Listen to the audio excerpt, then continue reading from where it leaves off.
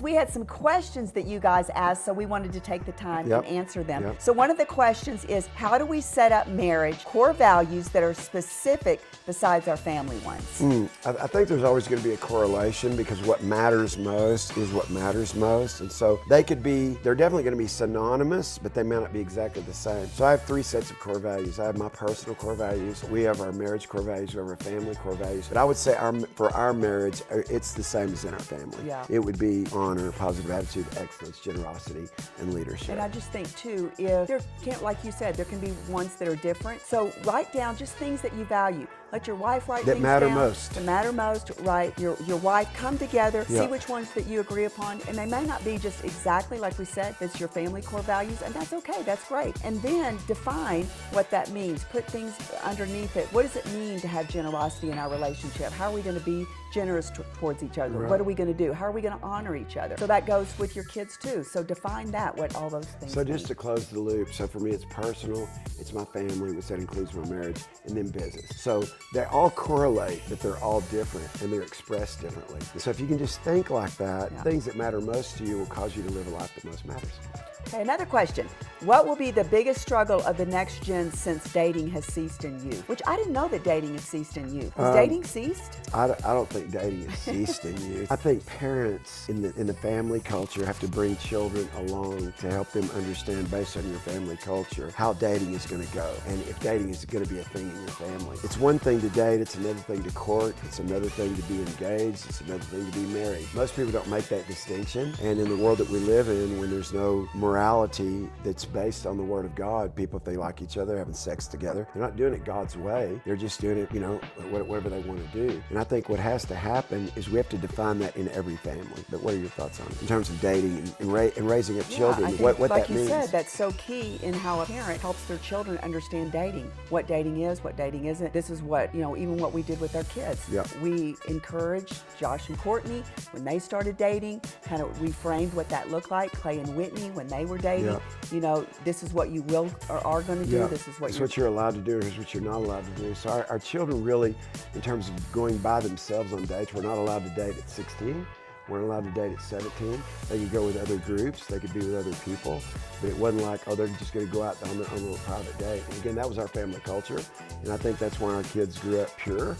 I think that's why they grew up, valuing the person that they were going to give themselves to, because the family has got to establish what the rules of the family are. Doesn't matter what your friends are doing, doesn't matter what that looks like. That wasn't our story. Our story was, there was really no parenting when it came to dating. It was just, I knew what I wanted, and that's a rare thing too at 16, that I knew that, and most people don't know that. So I think it has to come from the family. Next question. How did Sheila navigate through financial hardships as a wife? So the one thing I would say is that we haven't had a lot of financial hardships. I think you've been very good with our finances. You haven't overextended. I think a lot of times people get in financial hardships because they get the bigger house than they need, that drive the nice car that they can't afford, and then all of a sudden... They're trying to live a lifestyle that pleases people that don't care about them.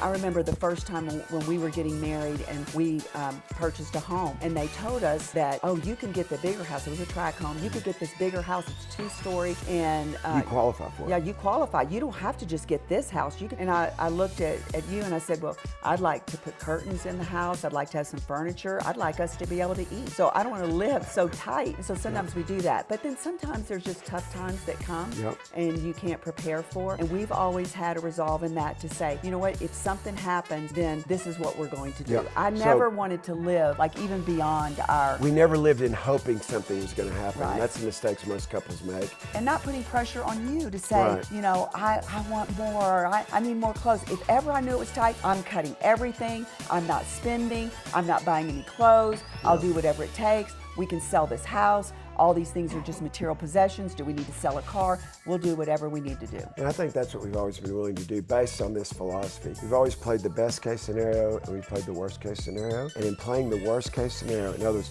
absolute worst thing that can happen, you prepare for that as much as you prepare for the best case scenario. Where people make a mistake is they're hoping, they're prognosticating that this will happen and this will happen and this will happen, and then they build a lifestyle hoping something that will happen that never happened. And so again, I think that's probably why we haven't had what would be termed as financial hardship. But I'll say financial hardship is relative. And what I mean by that is if you're just a person that's willing to cut whatever, that's the way you need to live your life. Don't try to hold on to the house. Don't try to hold on to the car. Don't try to hold on to your lifestyle. Just say, look, we'll do whatever we need to do. When we were making a transition to go from me having multiple businesses and deciding to do, okay, we're going to do a church, it's like we went from living on 5 acres, 6,000 square foot home to an apartment with 2 bedrooms, and Josh was 14 and shared a bedroom with his 2 sisters as we prepared for next. So it wasn't like whatever's next for you, whether it's business, there'll always be a give up to go up, and you just have to be willing to do that. In American culture, people aren't willing to give up to go up in their dreams. So that's what we've done too along the way. We've navigated. It's like, hey, if we're going to do that, it means we're not going to do this. And so that's the way that works. There's a lot to that, but hopefully everybody in the room is benefiting from what we're saying. So any other questions? Yeah, what does it look like for a wife to be both a safe place and a refining influence for her hubby? Well, I think no matter what you're going through or what's happened in your life, I do want to be that safe place where, I listen to you. You don't come home carrying a lot of, you're the man of our home, so you're not pitiful. If we're struggling, you don't want to put things on me, right. But then you want to, I want to know though, you've always been good at that. I think some men are not that great at there's things going on and they don't open up and they don't share, and then you've got the other side that they share more than they need to, and it puts too much on the wife that she has to carry more weight than it was intended for her to carry. I'll just say a couple of things. First of all, a friend of mine, Wellington Bean, years ago said this: your wife is not your mama, so don't bellyache to her, don't whine to her, don't gripe to her, don't talk about how hard your life is. I'm talking to the men now, because that is a major mistake that men make, because eventually a woman will go, she'll not respect you because you're trying to make her your mama to listen to all your problems, and she's thinking about you, thinking you need to man up and make some good decisions, quit complaining about it. So that's first. The second thing is to understand that I want to, a man, one of the top 3 things that's the job of a man is to be a protector. It's not a protector just physically, but I want to protect her from some of my own processes. Like, it doesn't mean that we can't talk about everything, but when it comes to finances, we've always talked about everything. I've always talked to my children about everything. My children knew how much money I make. They know pretty much today how much money I make, because now they're a part of our family business. So a lot of people, men especially, they don't understand the importance of financial literacy in your family, financial literacy with your wife, bringing her along in the process, and why you're making the financial moves that you're making. So when Sheila and I were 23 years old, and I sat down with her and I said, look, we're not going to live on more than 70% of our income, and I was making a whopping $16,800 a year, which is $44,000 in today's money. As I said, that means we're going to return to God 10%. We're going to seek to give 10%, some years more, some years less, but then we're going to put 10% back in our retirement, not in savings, in our retirement. That's how I became a cash millionaire 13 years later. Well, I'm making it less than $80,000 a year, because every income stream I would add, we would live by those margins. So what happens, again, in a marriage is you've got to know what you can share with your wife that is a load that you carry as the man. And while you can talk about everything, I don't talk to her about all my financial things that I'm dealing with. I'll bring her into a conversation if I'm spending money, if I'm investing money. We'll come into agreement with that, but I'm just not going to dump on her. And I think that's where it gets. But sometimes if I know you're carrying a weight and you don't open up to me, and there's just a fine line to that too. There's some, you don't have to share all the details, but just expressing to me knowing that you are walking through something. The only reason I wouldn't share something that I was going through with her would be to protect her.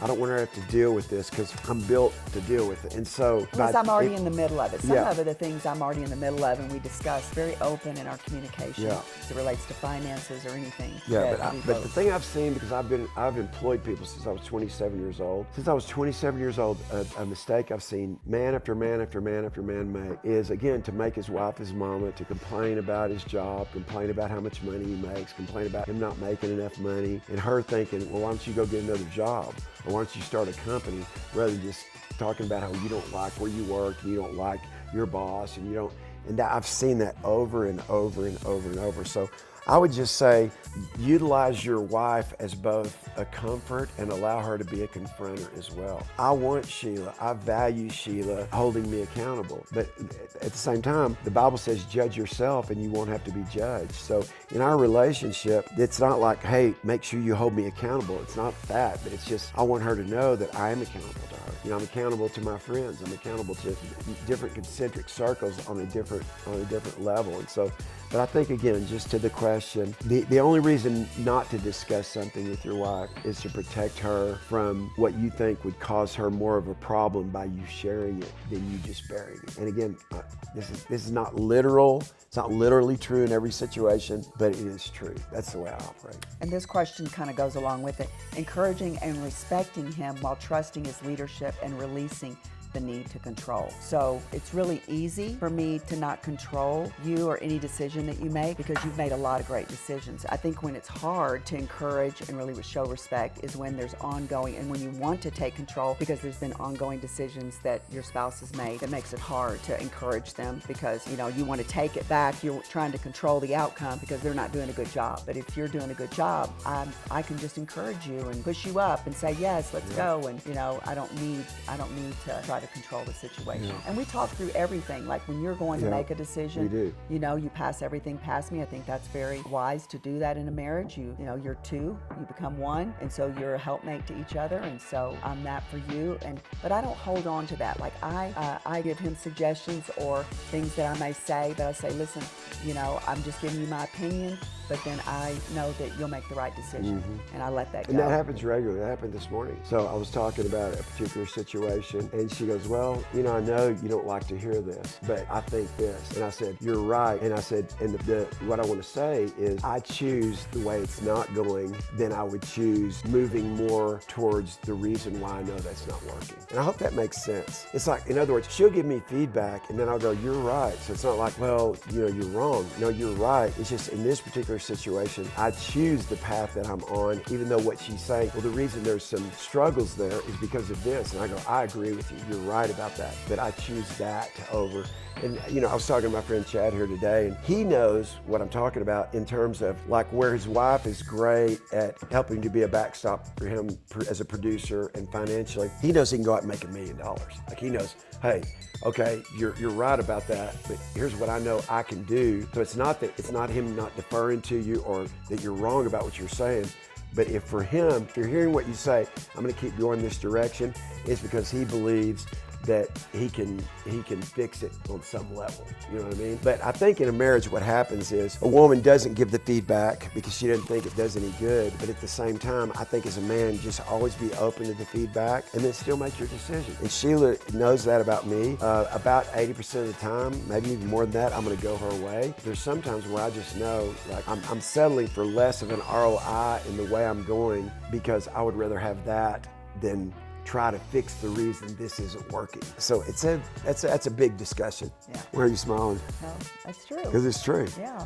So I think, by the way, as a obviously. woman, that's a great way to approach things. I know you're not going to like to hear me say this, but I'm going to say it. And because I care about you, I care about you. So I think that's what she's always done. She doesn't come at me. She says, well, I'm just going to say, I know you don't want to hear this. And it's not that I don't want to hear it. It's just, I'm not going to control it. You're the visionary for our family, and you've done a good job of doing that, and so I trust that, and I support your decisions. Yeah. How do you keep things fun? Well, I think you need to define what's fun, and what's fun for us is oftentimes different things, but I'll go your way because I want to have fun with you having fun. Like, oh, is that fun for you? Then I'll go to the store with you.